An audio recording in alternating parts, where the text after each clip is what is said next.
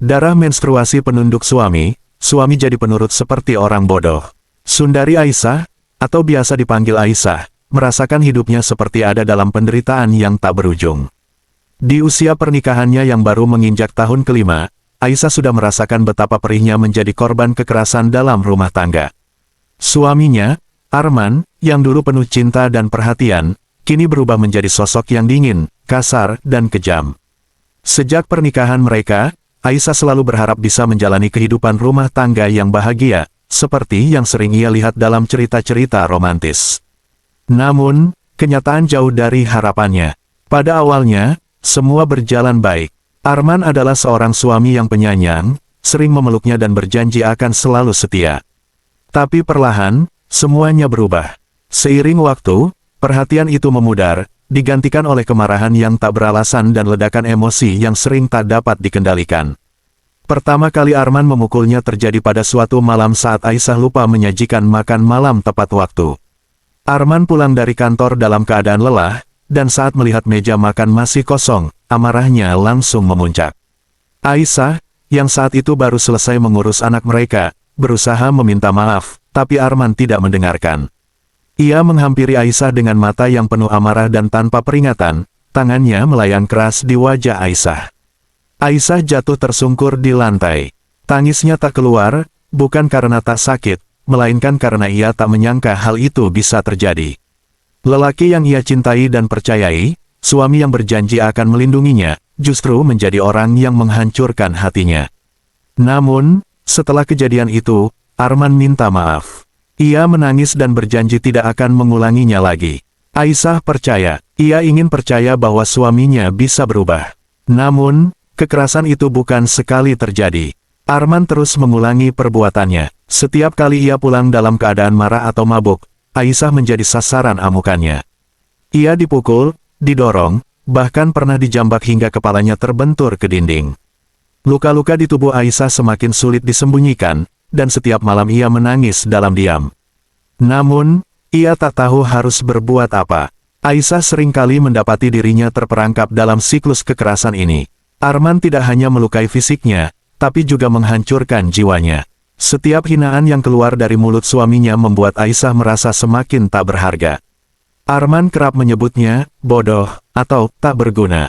Setiap kali Arman keluar rumah, Aisyah selalu merasa was-was, tak tahu dalam keadaan apa suaminya akan pulang.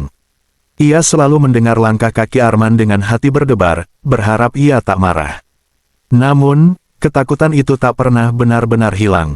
Di setiap sudut rumah, Aisyah merasa terjebak, seperti burung dalam sangkar yang tak bisa terbang.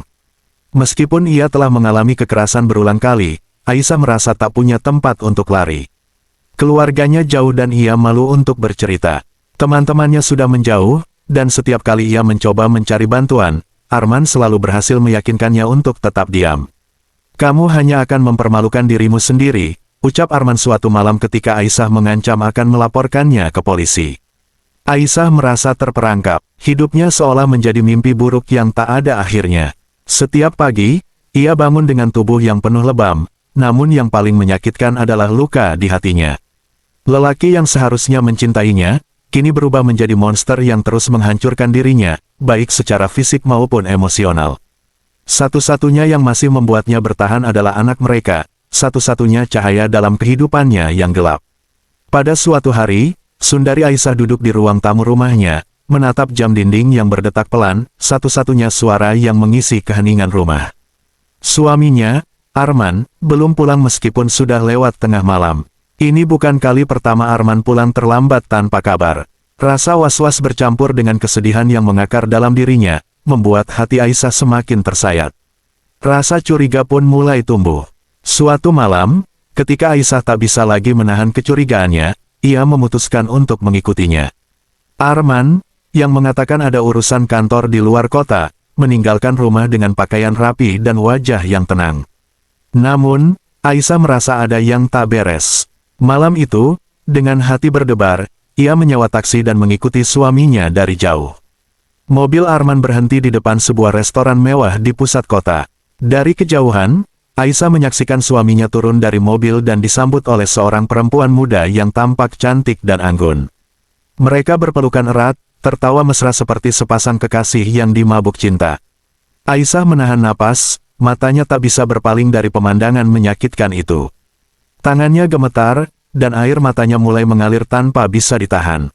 Ia ingin berlari menghampiri mereka, ingin menuntut penjelasan, tapi tubuhnya terasa kaku, seolah tak mampu bergerak. Ia tahu, jika ia membuat keributan, Arman akan marah besar. Rasa takut kepada suaminya menahan langkahnya.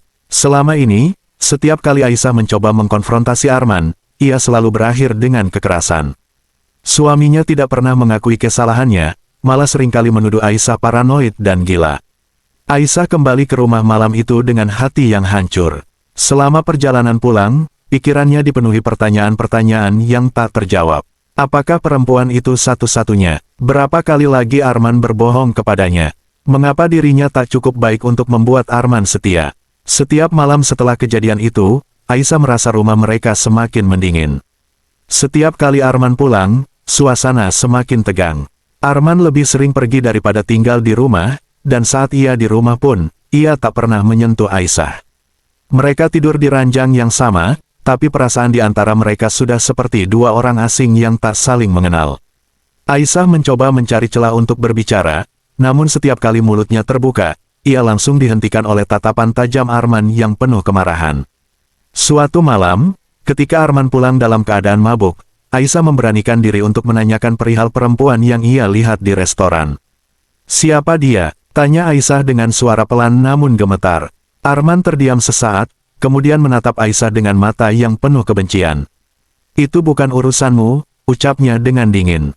Tanpa peringatan, ia menamparkan wajah Aisyah, membuatnya terjatuh di lantai.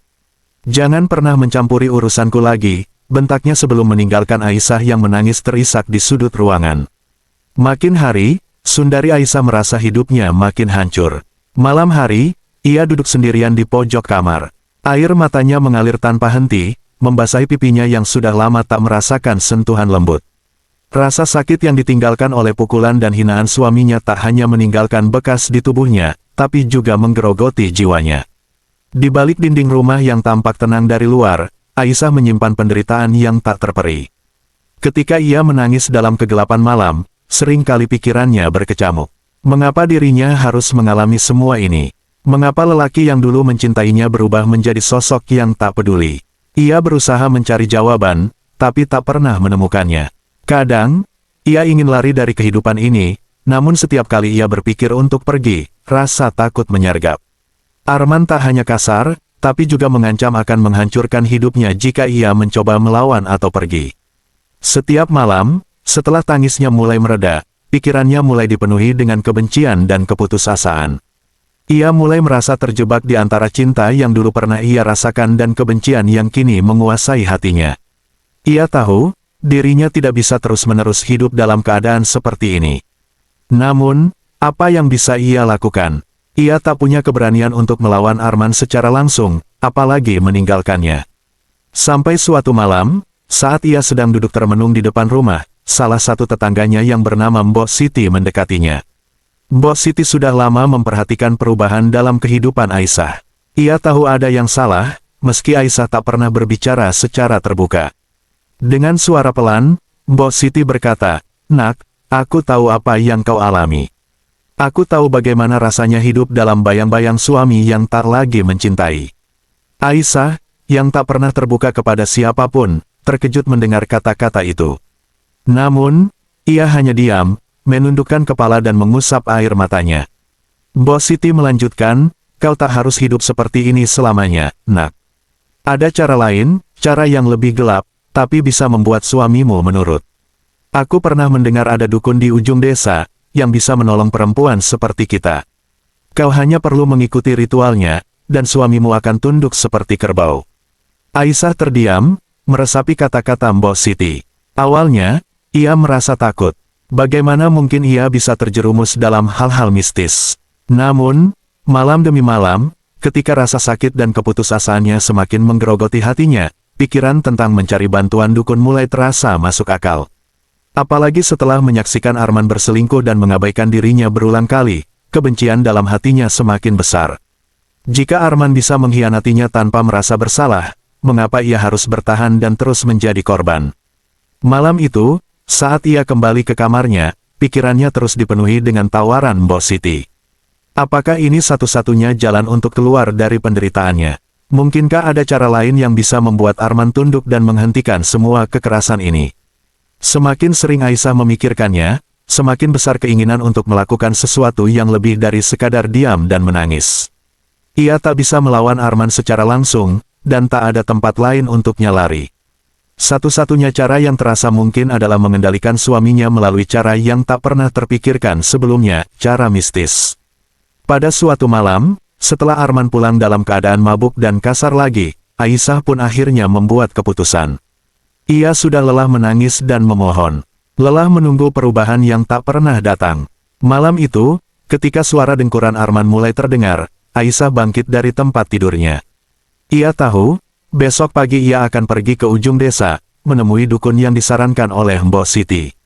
Di dalam hati yang penuh luka, sebuah niat gelap mulai tumbuh. Jika aku tak bisa melawan Arman dengan kekuatan, aku akan melawan dengan cara lain, pikirnya. Dengan hati yang gelisah dan langkah ragu, Sundari Aisyah melangkah menyusuri jalan setapak yang membawa dirinya ke desa terpencil, tempat di mana dukun tua yang terkenal itu tinggal. Ia telah mendengar banyak cerita tentang dukun itu dari Mbok Siti, seorang perempuan yang pernah merasakan penderitaan serupa.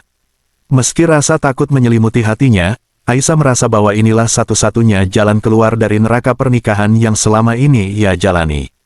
Desa itu sunyi dan terasa mencekam, seolah-olah tersembunyi dari dunia luar. Angin dingin berembus, membawa suara ranting yang bergesekan di antara pohon-pohon tua. Langit mendung menambah kesan kelam.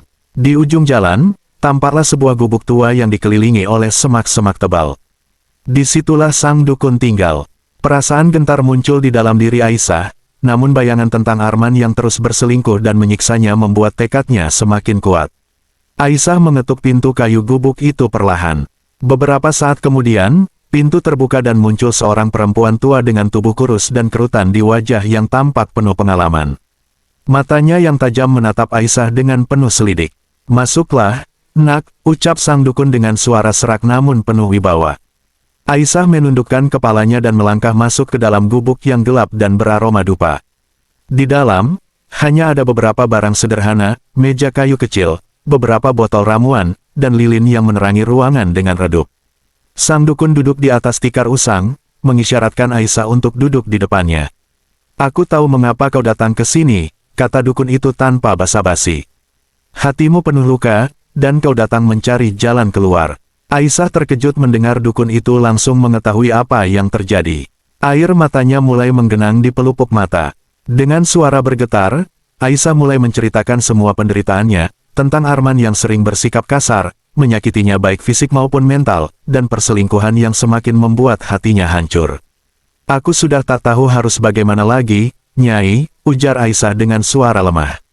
"Aku takut padanya, tapi aku juga sudah tak sanggup menanggung semua ini. Aku ingin dia berubah, aku ingin dia menurut, tapi aku tak tahu caranya." Sang dukun mendengarkan dengan tenang, wajahnya tanpa ekspresi, namun ada tatapan penuh pengertian di matanya. Setelah Aisyah selesai bercerita, dukun itu menarik napas dalam, seolah mempertimbangkan sesuatu. "Apa yang kau inginkan adalah kendali atas suamimu, agar dia berhenti menyakitimu dan menjadi suami yang setia dan penurut, bukan?" tanya sang dukun, suaranya pelan namun tegas. Aisyah mengangguk. "Ya, Nyai, aku hanya ingin dia kembali menjadi seperti dulu, atau setidaknya berhenti menyakitiku." Dukun itu tersenyum tipis, seolah-olah sudah menduga permintaan itu. "Ada cara untuk membuat suamimu tunduk padamu, tapi cara ini tidaklah mudah. Dan itu akan mengikat kalian dengan sesuatu yang lebih kuat dari sekadar cinta atau kesetiaan, sesuatu yang berasal dari dunia gelap." Aisyah merasakan jantungnya berdebar kencang.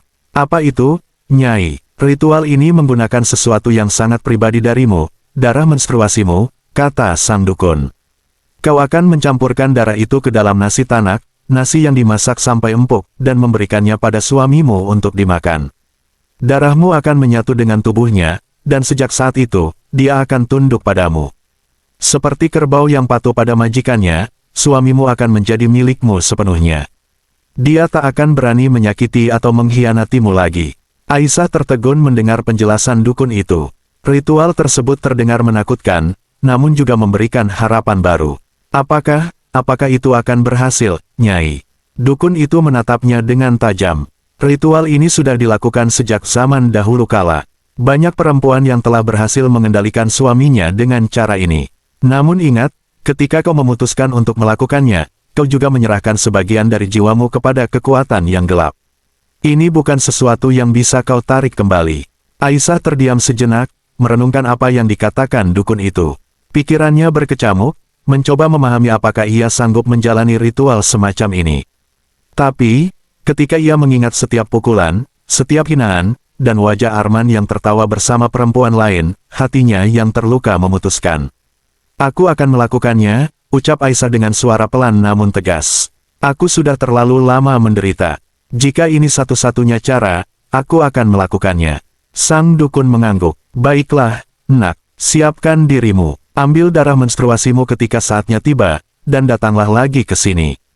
Aku akan memberimu petunjuk lebih lanjut tentang bagaimana menyiapkan nasi tanak itu dan bagaimana memberikannya pada suamimu. Aisyah mengangguk, merasa berat namun yakin.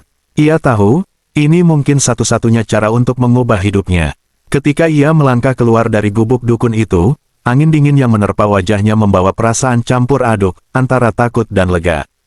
Takdir hidupnya kini akan berubah, namun dengan cara yang tidak pernah ia bayangkan sebelumnya.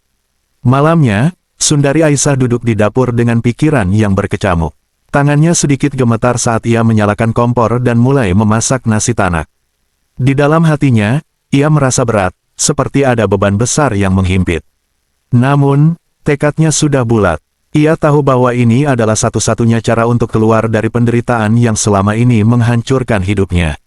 Setiap langkah dalam memasak nasi dilakukan dengan penuh kehati-hatian. Beras yang telah dicuci bersih dimasukkan ke dalam panci, kemudian air mendidih mulai menguapkan aroma hangat. Aisyah terus mengaduk nasi itu dengan perlahan, memastikan teksturnya sempurna, tanak, lembut, dan empuk, seperti yang diajarkan sang dukun. Di setiap detik, hatinya terus bergulat antara keraguan dan harapan. Ketika nasi mulai matang, ia berhenti sejenak. Saatnya tiba, perlahan, dengan tangan yang sedikit gemetar, ia meraih selembar kain yang sudah ia siapkan. Di dalamnya terdapat darah menstruasinya, sesuai dengan apa yang diperintahkan oleh sang dukun. Aisyah menatap darah itu dengan tatapan penuh dilema. Di satu sisi, darah ini adalah bagian dari dirinya, sesuatu yang intim. Namun, kini darah itu menjadi alat untuk mengendalikan nasibnya sendiri. Dengan nafas berat, Aisyah mencampurkan darah tersebut ke dalam nasi. Setiap tetes yang jatuh terasa seperti sebuah keputusan yang tak bisa ditarik kembali. Nasi yang tadinya putih kini berubah sedikit kemerahan, tetapi tetap terlihat seperti nasi biasa. Ia mengaduknya perlahan, memastikan darah itu tercampur dengan sempurna. Aisyah berdiri di dapur, memandang panci berisi nasi tanak yang kini siap disajikan. Hatinya penuh dengan kecemasan, namun juga ada secercah harapan. Ia tak tahu apa yang akan terjadi selanjutnya, tetapi ia tak punya pilihan lain. Setelah semua yang ia alami, semua pukulan, hinaan, dan perselingkuhan, ini adalah cara terakhir yang bisa ia tempuh untuk mendapatkan kembali kendali atas hidupnya. Aisyah mengatur meja makan seperti biasa. Ia menyiapkan piring untuk Arman dengan tangan yang sedikit gemetar. Malam ini tak berbeda dari malam-malam sebelumnya, kecuali satu hal, nasi tanak yang ia sajikan kali ini bukanlah nasi biasa. Di dalamnya, ada kekuatan gelap yang bisa mengubah hidup mereka berdua. Ketika Arman pulang, suasana rumah seperti biasanya terasa dingin. Tanpa banyak bicara, ia duduk di meja makan dan mulai menyendok nasi ke piringnya. Aisyah berdiri di sampingnya, jantungnya berdegup kencang, sementara Arman tak menaruh kecurigaan apapun. Bagi Arman, nasi tanak itu hanya hidangan lain yang disiapkan oleh istrinya.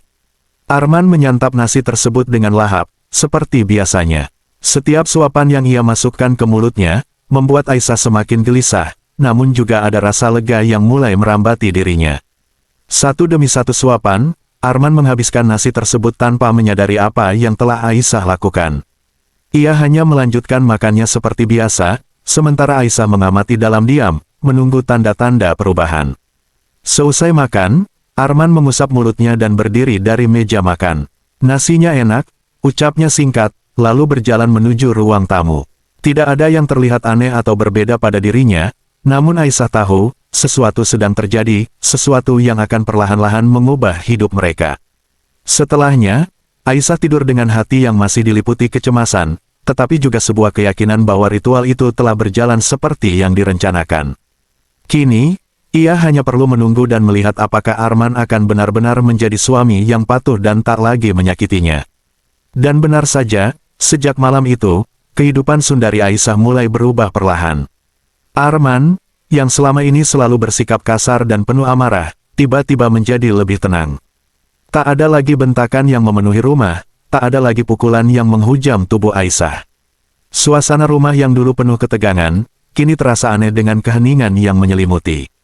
Aisyah memperhatikan perubahan ini dengan mata penuh kehati-hatian. Awalnya, ia berpikir mungkin ini hanya kebetulan. Namun, semakin hari, perubahan Arman semakin jelas. Ia menjadi sosok yang jauh berbeda dari pria yang selama ini dikenalnya. Setiap pagi, Arman bangun lebih awal untuk menyiapkan sarapan, sesuatu yang tak pernah terjadi sebelumnya. Ia tak lagi mengeluh atau memerintah Aisyah, sebaliknya, ia bahkan mulai melayani Aisyah dengan penuh kerendahan hati. Jika dulu Arman sering memaki saat sesuatu tidak sesuai dengan kehendaknya, kini ia justru tunduk pada setiap perintah kecil yang diberikan oleh Aisyah. Ketika Aisyah memintanya melakukan sesuatu, Arman melakukannya tanpa protes sedikitpun. Bahkan ketika permintaannya tak masuk akal atau terlalu berat, Arman hanya mengangguk dan segera melaksanakannya, seolah-olah tidak memiliki kehendak sendiri. Aisyah mulai menyadari bahwa ritual yang ia lakukan bersama sang dukun telah berhasil. Arman kini benar-benar tunduk padanya, seperti yang dijanjikan oleh sang dukun. Namun, di balik rasa puas itu, ada rasa takut yang mulai merayap ke dalam hati Aisyah. Suaminya yang dulu begitu berkuasa dan mendominasi kini berubah menjadi sosok yang tak berdaya. Tatapan matanya yang dulu penuh dengan kebencian kini kosong, seperti seseorang yang telah kehilangan kendali atas dirinya sendiri. Suatu hari, ketika Aisyah meminta Arman untuk membersihkan seluruh rumah, pria itu melakukannya tanpa sedikit pun mengeluh. Ia menyapu, mengepel, dan bahkan mencuci pakaian dengan teliti. Namun, Aisyah tak bisa menghilangkan perasaan aneh yang menyelimuti dirinya saat melihat suaminya bekerja tanpa mempertanyakan apapun. Tak ada kemarahan, tak ada protes, hanya keheningan yang terasa semakin menyeramkan. Awalnya, Aisyah merasa puas dan lega melihat perubahan drastis yang terjadi pada Arman. Rumah yang dulu penuh dengan ketakutan dan penderitaan kini berubah menjadi tempat yang tenang. Tak ada lagi teriakan atau amarah yang meledak-ledak dari Arman. Untuk pertama kalinya dalam waktu yang lama, Aisyah bisa menjalani hari-harinya tanpa rasa takut. Arman menuruti setiap kata-katanya, melakukan apapun yang ia minta tanpa sedikit pun membantah. Aisyah merasa ia akhirnya berhasil merebut kembali kendali atas hidupnya. Namun, semakin hari, Aisyah mulai menyadari ada sesuatu yang berbeda. Di balik sikap patuh dan ketenangan Arman, ada sesuatu yang mengganggu. Arman tak lagi menunjukkan emosi apapun. Wajahnya yang dulu penuh dengan ekspresi, baik itu kemarahan, kebencian, atau bahkan senyuman sinis, kini hanya tampak datar dan hampa. Tatapan matanya kosong, seolah-olah pria itu tak lagi hidup di dalam dirinya sendiri. Lama-kelamaan, Aisyah mulai merasakan keganjilan yang semakin dalam. Arman bukan hanya menjadi suami yang penurut, tetapi ia seperti kehilangan seluruh kepribadiannya. Tak ada keinginan, tak ada inisiatif, tak ada percakapan. Arman hanya bertindak seperti boneka yang mengikuti perintah. Saat Aisyah memintanya melakukan sesuatu, Arman melakukannya tanpa protes, tetapi juga tanpa antusiasme. Seolah-olah setiap tindakannya hanyalah gerakan mekanis yang kosong dari makna. Aisyah mulai merasa ada kekosongan yang menyelimuti rumah mereka. Meskipun Arman tak lagi menyakiti atau menghinanya, hubungan mereka tak lagi terasa nyata. Arman yang dulu, meskipun penuh kekerasan dan kesetiaan, setidaknya menunjukkan emosi. Sekarang, pria itu tak lebih dari bayangan dirinya yang dulu. Aisyah mulai merasakan bahwa, meski Arman masih ada di rumah secara fisik, jiwanya seolah-olah telah hilang. Setiap malam, saat Aisyah melihat Arman tidur di sampingnya, ia merasakan sesuatu yang aneh tumbuh dalam hatinya, rasa bersalah dan penyesalan yang tak bisa ia abaikan. Ia mulai bertanya pada dirinya sendiri, apakah ini benar-benar yang ia inginkan? Meskipun Arman tak lagi menyakiti atau berselingkuh, apakah hidup dengan seseorang yang tak lagi menunjukkan cinta atau keinginan adalah sesuatu yang pantas ia dapatkan? Aisyah mulai merindukan Arman yang dulu, meskipun penuh amarah dan kesetiaan, setidaknya dia masih manusia yang bisa merasakan dan menunjukkan emosi. Kini, suaminya hanyalah cangkang kosong, seperti boneka yang digerakkan oleh kekuatan gelap yang ia panggil sendiri. Perasaan ini semakin menyiksa Aisyah, hingga akhirnya ia menyadari bahwa balas dendam yang ia jalankan telah membawa kehancuran yang lebih dalam dari yang ia bayangkan. Meskipun Arman kini tunduk dan patuh sepenuhnya, Aisyah merasa ada yang tak terjawab dalam hatinya. Setiap kali suaminya mengikuti perintah tanpa ragu, tanpa bertanya, ia menyadari bahwa ada sesuatu yang sangat hilang. Arman yang dulu, meskipun kejam dan kasar, setidaknya memiliki semangat, gairah, dan meskipun terkadang menyakitkan, ia masih seorang pria yang nyata, penuh dengan emosi yang hidup. Namun kini, sosok yang berdiri di hadapannya tak lebih dari bayangan kosong, seseorang yang tak lagi memiliki jati diri. Tatapan mata Arman yang dulunya memancarkan amarah atau ejekan, kini hanya kosong. Tak ada lagi cinta, gairah, atau bahkan kehangatan. Setiap sentuhan terasa dingin dan setiap interaksi di antara mereka menjadi hampa. Di setiap kata yang diucapkan Aisyah, Arman hanya mengangguk dan menuruti, seperti seseorang yang kehilangan kemampuan untuk berpikir dan merasakan. Di momen-momen itu, Aisyah mulai menyadari bahwa kendali yang ia dapatkan atas suaminya tidak memberikan kebahagiaan seperti yang ia bayangkan. Apa yang dulu tampak seperti kelegaan, kehidupan tanpa kekerasan dan perselingkuhan, kini berubah menjadi jebakan emosional yang baru. Arman memang tak lagi menyakiti Aisyah, tetapi ia juga tak lagi mencintainya. Rumah yang dulu penuh ketegangan kini terasa sunyi, kosong, tanpa percikan kehidupan. Aisyah merasa terasing di dalam rumah tangganya sendiri, dan perasaan hampa yang menggerogoti dirinya setiap hari semakin dalam. Seiring waktu berlalu, Aisyah seringkali duduk termenung di sudut ruangan, memperhatikan Arman yang menjalani hari-harinya tanpa inisiatif. Ia sadar bahwa kendali yang ia miliki atas suaminya telah menghilangkan semua sisi manusiawi dari pria itu. Arman yang dulu penuh amarah dan kesetiaan, kini telah berubah menjadi seseorang yang sama sekali tak memiliki kemauan atau rasa.